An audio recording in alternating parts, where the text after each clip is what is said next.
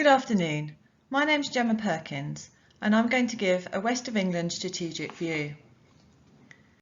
During this presentation, I'm going to cover labour market information relevant to young people, give a bit of background to WECA and its role in supporting young people in the region, and look ahead to the strategic priorities for the Careers Hub this academic year. So, beginning with labour market information. This presentation contains some key indicators and labour market information with a particular focus on young people. The West of England has a broad range of sectors that make up the economy. This graph shows the composition business sectors in the region in terms of how many people they employ. So, for example, if you take all the businesses in the region and look at everyone they employ, 6% are from manufacturing businesses in the top right of the graph. As you can see, it's a fairly mixed picture with no great dependency on one particular sector. Looking to the future, long-term economic forecasts are difficult at the best of times, and in terms of long-term view on the economy, both COVID and Brexit cause significantly more uncertainty than usual. We think that the economic predictions pre-COVID broadly still hold in the longer term. The 2017 Working Futures work looked at the West of England economy and its future in the next 10 years. Its findings should be treated as broad predictions. Some changes predicted will be accelerated due to COVID, and some predictions are now considered unlikely. Broadly, growth sectors are now predicted to be business services, including professional and scientific services, health and social care, distribution, construction, administrative and support services, and IT. Shrinking sectors predicted are manufacturing, finance and insurance. With many sectors such as retail and accommodation and food services, the future is difficult to predict at present. In the shorter term, across the UK, young people are facing a more challenging labour market situation than the general population. That said, in the West of England region, the 16 to 24 age group did not appear to be suffering from worse unemployment than the general population, with a 5.2 claimant rate for both the 16 to 22 age group and the whole working population. Young people, though, are more likely to have part-time work in retail, accommodation and food services while studying. Their job is therefore not their sole economic activity. For example, a student is not an unemployment claimant, so the impact on them might not be fully showing up in the figures.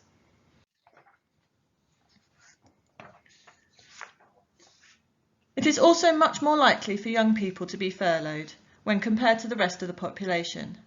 Nationally, employees aged 16 to 21 are most likely to be furloughed, with a take-up rate of over 52% of those eligible. This is likely to be driven by sectors they work in. For example, 16 to 24-year-olds make up 19% of the working age population in the West of England LEP, but 37% of the accommodation, food and transport sector. They are also more likely to be in junior roles, so are particularly vulnerable to their roles being furloughed. It is therefore possible that in the coming months, as furlough winds down, we will see unemployment rising disproportionately in the 16 to 24 age group, although we will not know if this is the case for a few months yet. We have seen some economic recovery in the UK accommodation and food services at a UK level, but not to pre-COVID levels. Looking at apprenticeships, we have data on job postings using a tool called EMSI. This data should be looked at in terms of trend rather than whole numbers due to difficulties in nature of such tools. Apprenticeships in the years 2017, 18 and 19 experienced a spike in postings leading up to July, in line with the end of the academic year. In 2020, we have seen the opposite happen, with a downward trend in postings. This is in line with anecdotal discussions we have observed in our sector groups, who have highlighted the difficulties they are facing regarding keeping on current apprenticeships, hiring new ones, and the trade-offs between both. It is also more likely for... There are, though, still some apprenticeships being posted on job sites, particularly for chefs, admin, engineering and technical. In terms of the skills demanded, this slide gives an indicator for the kind of skills that are being asked for in job adverts. In terms of skills demanded within job adverts, financial, software, business and health skills are the most frequently mentioned. Soft skills are more broadly demanded and more similar between job adverts, with communication being demanded in 24% of ads.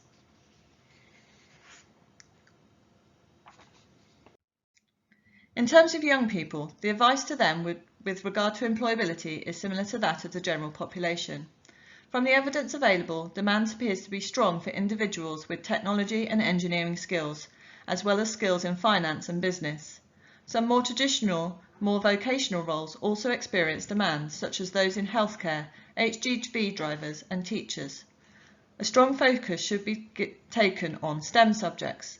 These are the basis of many technological jobs. Digital and technology skills. These are applicable both within important and resilient IT, creative and digital sectors, as well as in a variety of jobs.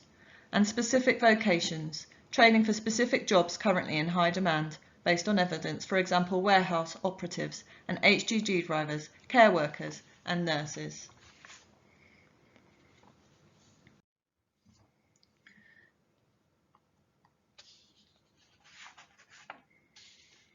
Here we can see that the areas for growth in the region are still considered accurate, but that some areas of decline are no likely, such as distribution and construction. We are expecting growth in caring and professional services, and this growth to be accelerated. The economic downturn makes it less likely for individuals to leave their jobs or be promoted, which will adversely impact on entry-level jobs, which are most relevant to young people.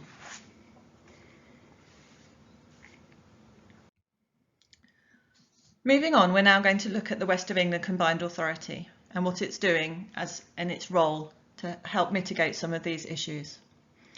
The West of England Combined Authority is made up of 3 of the councils in the region: Bath and North East Somerset, Bristol and South Gloucestershire. WECA also supports the Local Enterprise Partnership, or LEP, which is business-led and covers the 4 West of England councils, so includes North Somerset. Together, our aim is to deliver economic growth for the region and address some of our challenges, such as productivity and skills, housing and transport. It means that we can make decisions here in the West of England about the things that affect us all every day. Decisions about homes, transport, the skills we need and how we can support our businesses to succeed and to ensure our economy continues to grow for the benefit of everyone.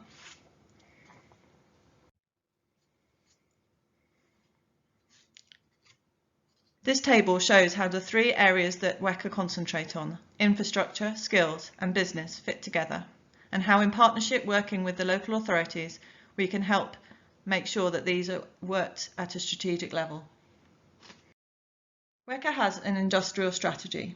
Our local industrial strategy sets out clear priorities to drive long-term growth in the regional economy.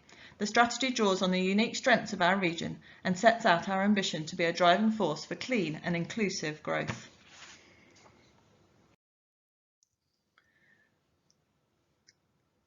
Underpinning this is the Employment and Skills Plan. The Employment and Skills Plan contributes to the ambition of the local industrial strategy, ensuring we are supporting the people, communities and businesses of the region to thrive, and ensuring we are developing the skills that will enhance our capacity to grow our economy in ways that also protect our environment.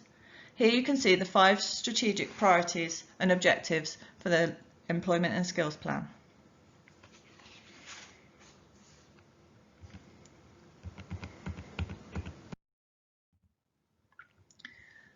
In response to COVID, the West of England has created a recovery task force, and it's been set up to drive the West of England's economic recovery following the impact of COVID-19. As one of the most productive regions in the UK, the West of England is key to leading the national recovery through these difficult times.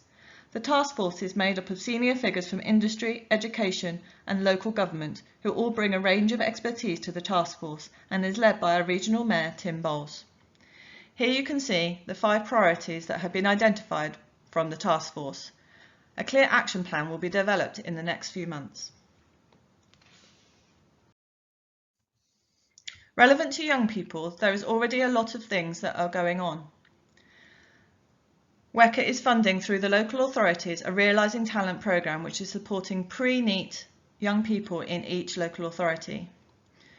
We're also playing a supporting role in the new government initiatives such as Kickstart. In terms of the Careers Hub, which supports schools to develop impactful careers, education, information and advice and guidance activity. We're adapting and reviewing our priorities in light of the COVID pandemic. We have given additional funding to the Meet the Provider event today. We have also provided a small amount of funding to each local authority to support transitions and additional careers advice. The Workforce for the Future programme is coming online in September and is a SME support programme. This will also make sure that SMEs are able to support apprenticeships and work experience in a way that benefits both young people and the business itself.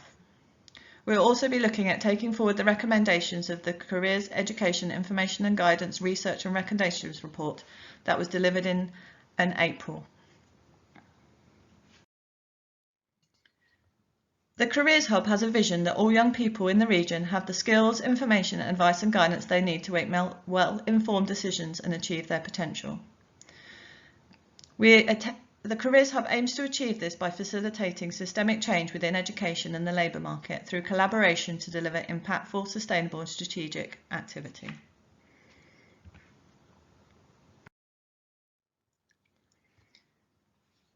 The Careers Hub works with 95 schools from across Bristol, Bath and North East Somerset, South Gloucestershire and North Somerset. The schools and colleges are supported to improve careers opportunities and work experience for young people, allowing them to make informed choices about their careers. The Careers Hub, funded through the Careers and Enterprise Company, works to ensure that young people have more opportunities to connect with the world of work and potential future employees. We have 4 strategic priorities for the coming academic year. Within each of these priorities is a delivery plan, and the priorities are underpinned by evidence provided through both stakeholder consultation and the audit of the Gatsby benchmarks in each institution. The delivery model comprises of a team of enterprise coordinators who support a caseload of schools to improve their careers provision. We also support the recruitment and matching of enterprise advisors from local employers to work at a strategic level with each school. We have a role to play in facilitating communities of practice between schools and brokering relevant resources, providers of careers activity and employers to each school as appropriate. Support this year will be extended to every state-funded alternative provision and SEND school in the region. Here you can see how the schools and colleges in the region are currently performing against the Gatsby benchmarks. This shows what percentage of institutions have fully achieved each benchmark. We can also analyse the sub-benchmark data to examine what the main challenges within each benchmark appear to be.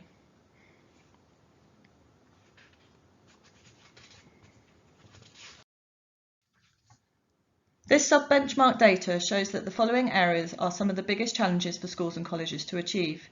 You will see that engagement with ITPs, HE, sixth forms and to a lesser extent FE is an area that needs focus and is one of the reasons we are supporting this event today. It is important that influencers such as yourselves have a good understanding of the range of provision available to effectively support each young people make an informed decision about their future. If you're interested in finding out more information about any of the topics I have spoken about today, then please put a question in the chat or email me directly at gemma.perkins@westofengland-ca.gov.uk. I hope that this presentation has been useful and helpful to you in your role, and we look forward to working with you in the future.